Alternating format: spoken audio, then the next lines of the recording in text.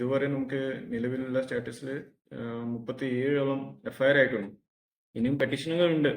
പക്ഷേ നമുക്ക് സ്റ്റേറ്റ്മെന്റ് കിട്ടുന്ന പ്രകാരം എല്ലാ സ്റ്റേഷൻ തലത്തിൽ തന്നെ എഫ്ഐആർ ആക്കുന്നുണ്ട്. ഇനി നമുക്ക് പ്രിലിമിനറി ഇൻവെസ്റ്റിഗേഷൻ ചെയ്യുകയാണ്. ഇൻക്വയറി നടത്തിയിട്ട് ആ സീറ്റ് സൊസൈറ്റിയിലുള്ള ബന്ധപ്പെട്ട രജിസ്റ്റേഴ്സും ഹാർഡ് ഡിസ്കും കമ്പ്യൂട്ടേഴ്സ് അതെല്ലാം സീസ് ചെയ്യാനുണ്ട്. അപ്പോൾ കുറേ കേസ് ഓൾറെഡി ചെയ്തിട്ടുണ്ട്. ഇനിയും ബാക്കിയുള്ള സ്റ്റേഷൻ എത്ര പെട്ടെന്ന് സീസ് ചെയ്യാൻ നടപടിയെടുക്കുന്നു. ഇവരുടെ ബാങ്ക് അക്കൗണ്ടുകൾ ഫ്രീസ് ആയിട്ടുണ്ടോ? ആയിട്ടില്ല. നമ്മൾ അപേക്ഷ കൊടുത്തിട്ടുണ്ട്. കുറച്ച് നമുക്ക് ഇനിയും ഐഡന്റിഫൈ ചെയ്യുന്നുണ്ട്. ഈ സീറ്റിന്റെ അക്കൗണ്ട് മാത്രമല്ല, അവരുടെ പേഴ്സണൽ അക്കൗണ്ടും കൂടി ഇതിൽ ചേർക്കാൻ നോക്കുകയാണ്. എവിടെയൊക്കെ പോയിട്ടുണ്ട് നമുക്ക് മുഴുവൻ ചെയിൻ നമുക്ക് അറിയേണ്ടതാണ്.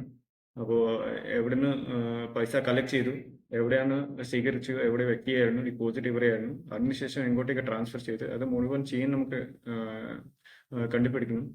അതൊക്കെ പ്രോപ്പറായിട്ട് അന്വേഷിക്കും. ഈ ഇൻക്വയറി ഭാഗമായിട്ട് നമുക്ക് പക്ഷേ സെന്ററിന്റെ കുറിച്ച് സുൽത്താൻ ബത്തേരിയിലെ കുറിച്ചുള്ള നമുക്ക് പെറ്റീഷൻ കിട്ടുന്നത്.